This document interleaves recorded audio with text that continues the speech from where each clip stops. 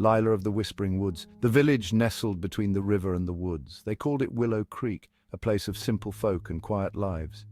Yet from its heart rose Lila, an orphan with eyes like emeralds and a smile that could melt the frost of winter.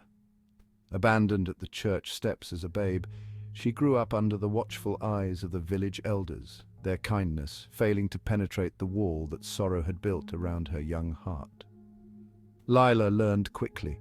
Life was a game, and the weak were destined to be pawns. She honed her beauty like a weapon, her laughter a disarming melody that masked the cunning in her heart.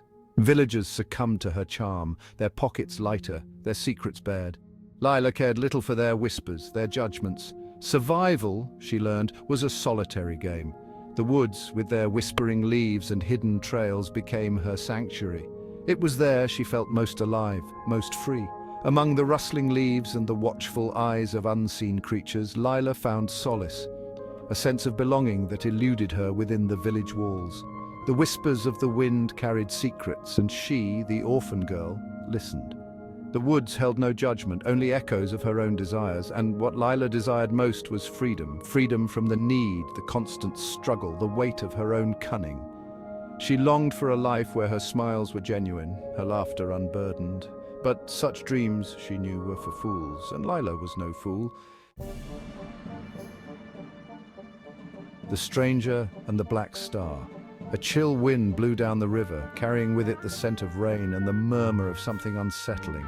Eamon, they called him, a stranger with eyes as dark as the storm clouds gathering above and a past shrouded in whispers. He arrived in Willow Creek on the back of a tired mare, his belongings meager, yet he carried himself with an air of quiet confidence that drew attention. Rumors followed him like shadows. Some spoke of a lost love, others of a shadowed lineage. But the whispers that held the most weight, that made the villagers clutch their charms and avert their eyes, were of a gem. The Black Star, they called it, a stone as black as a moonless night, said to hold within its depths a power both alluring and terrifying. Eamon took up residence in the old miller's house, abandoned since the old man's passing. He kept to himself, his words few, his gaze distant, as if lost in thoughts that had no place in the mundane rhythm of village life. Yet, beneath his reserved exterior, Lila sensed a vulnerability, a flicker of something akin to loneliness.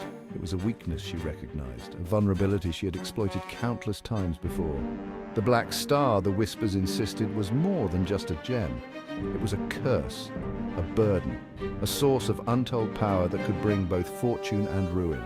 Eamon, they said, was bound to it, his fate intertwined with its dark magic. Lila, listening from the shadows, felt a thrill course through her.